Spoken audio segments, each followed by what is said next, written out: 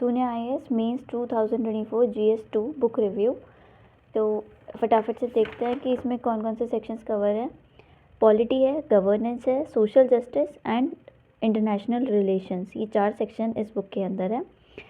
सबसे पहले वाले सेक्शन में पॉलिटी में हमें दिया है प्रिएम्बल, कॉन्स्टिट्यूशन के अलग अलग सब पार्ट्स हैं, सिटीजनशिप है, फंडामेंटल राइट्स है, उसके features, then reservation in India, उसका स्टेटस क्या है and all, DPSPs, fundamental duties, union and state, that is centre and state relations and all, federalism, उसके सब टॉपिक्स।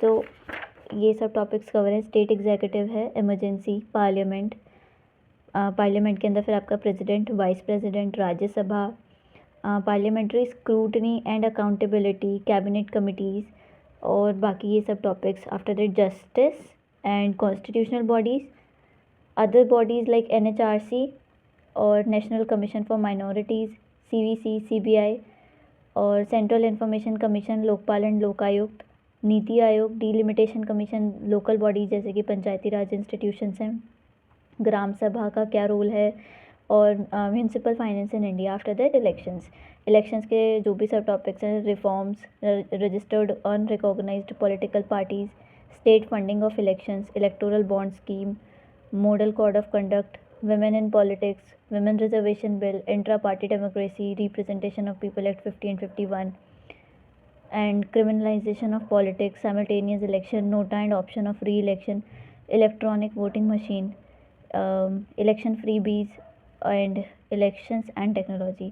ये सब टॉपिक्स फर्स्ट सेक्शन जो आपका पॉलिटी है उसके अंदर कवर है। अगर किसी भी एक रैंडम टॉपिक की मैं बात करूं कि इसमें किस तरीके, okay so let's say citizenship. तो हमने बेसिकली हम लोग बेसिकली हम लोग पॉलिटी लक्ष्मीकांत से कवर करते हैं। तो उसका जो भी जितना भी सिटीजनशिप से रिलेटेड स्टैटिक पोर्शन है वो वापस इसमें रिपीट नहीं किया है। तो मेक श्योर कि आप वो सब पहले पढ़ लो, उसके बाद ही इस बुक पर स्विच करना, क्योंकि ये बाकी के आपको दूसरे डायमेंशंस के बारे में बताएगी ऑब्वियसली। जैसे कि इसमें डेटा दिया है कि कितने रेफ्यूजीज़ हैं इंडिया के अंदर, कितने नॉन रिकॉग्नाइज रेफ्यूजीज़ हैं और इंटरनेशनल सिनेरियो क्या है, ये सब दिया है। Example of refugees in India, internal refugees कौन, इंटरनेशनल कौन है, उसके बाद रेफ्यूजी क्राइसिस के कॉजेज़ क्या क्या हैं, स्टेटस क्या है रेफ्यूजीज़ का इन इंडिया, जैसे कि क्या क्या कॉन्स्टिट्यूशनल सेफगार्ड्स उनको मिलते हैं, इंटरनेशनल कन्वेंशंस क्या हैं रेफ्यूजीज़ से रिलेटेड, डोमेस्टिक लॉज क्या है, जुडिशियल प्रोनाउंसमेंट्स क्या हुई है आज तक, फिर रेफ्यूजी और असाइलम सीकर में क्या डिफरेंस है, क्या क्या चैलेंजेस हैं that India faces with regard to refugee crisis. उसके बाद should India have a refugee policy. तो ये सब डायमेंशन जो बिल्कुल अलग चीज़ें हैं जो हमें लक्ष्मीकांत में नहीं मिलती, वो सब यहाँ पर कवर किया है। Why India has not signed refugee, तो उसके लिए रीजंस दिए हैं। मतलब ये पॉइंट्स जितने भी इसमें पॉइंट्स दिए वो काफ़ी क्रिस्प है, शॉर्ट है, आप उनको एज इट इज़ अपने आंसर में यूज़ कर सकते हो और यहाँ से आपका एक बार ही क्लियर हो जाएगा कि अच्छा आपको ऐसे बहुत सारे पॉइंट्स मिल जाएंगे सोचने के लिए कि what are the reasons that India has not signed refugee convention, that we have to uphold sovereignty, porous borders in South Asia and so on, and should India accede to refugee convention, all that, then conclusion is also added here. After that we have similarly fundamental rights। तो उसका बहुत basic एक छोटा सा crisp बहुत cover किया गया। उसके बाद सीधा कि फंडामेंटल राइट्स की इम्पोर्टेंस क्या है, मतलब आप खुद देख लो कितने सारे पॉइंट्स दिए हैं कि उसका इम्पोर्टेंस क्या है नेशन के लिए, पीपल के लिए, गवर्नेंस के लिए क्या क्या इम्पोर्टेंस है, सब कुछ दिया है। क्या फंडामेंटल राइट्स एब्सोल्यूट है, उसकी क्रिटिसिज्म क्या क्या है, ये सब कुछ इसमें मेंशन है। Then moving on to the next section that we have of governance. तो गवर्नेंस के अंदर ये सब टॉपिक्स कवर है, NGOs और self help groups, lateral entry and so on. तो NGO के रिगार्डिंग क्या क्या डेटा है, उसके लिए आपको इधर उधर रन नहीं करना पड़ेगा। Like you are looking out of the multiple sources and collecting all the data, you have already got it here. Now it is your duty to just make sure that you are updating it timely. And characteristics of NGOs, then types of NGOs, reasons for rise in NGOs। तो what are the economic reasons, Then we have the creation of space for NGOs, political reasons, like whatever is the possible reason, they have tried to cover it here. What is the function of NGOs, importance of NGOs for political contribution, then social contribution. What are the issues related to the NGOs? What are the government steps taken? Then we have way forward here, and what is the impact on community of the NGOs? How they are regulating NGOs, and such kind of topics have been covered here.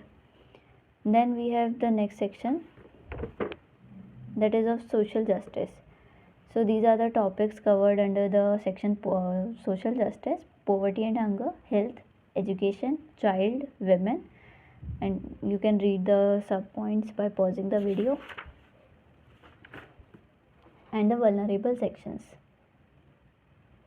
Alright, let's have a quick look at poverty. So the basic intro about poverty, then again data, causes of poverty, what are the economic factors, social factors,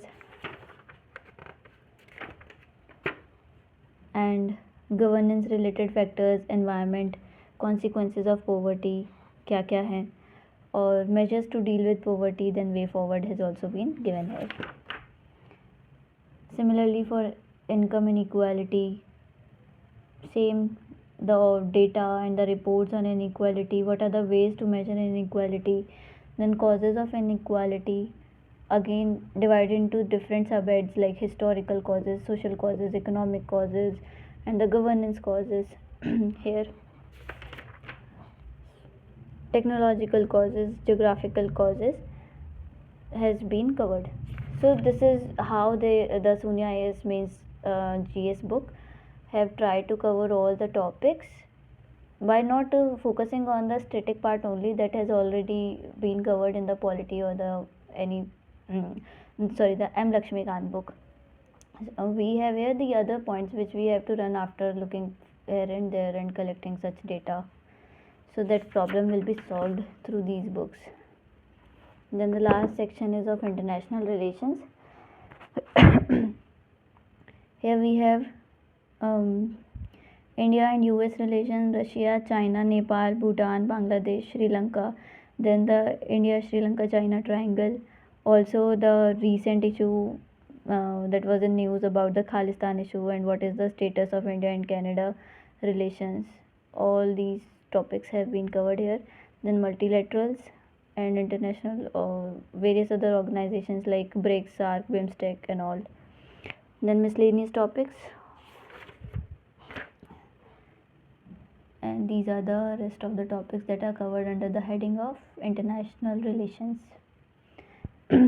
Also the Sunya IAS book, if you subscribe these books, you will be getting the the monthly updates, I think, on your portal only, which they call as add-ons. So you can refer to those add-ons for any updated part or any new issue that is in the news that will be covered through the online or the soft notes that will be provided on the portal. Thank you.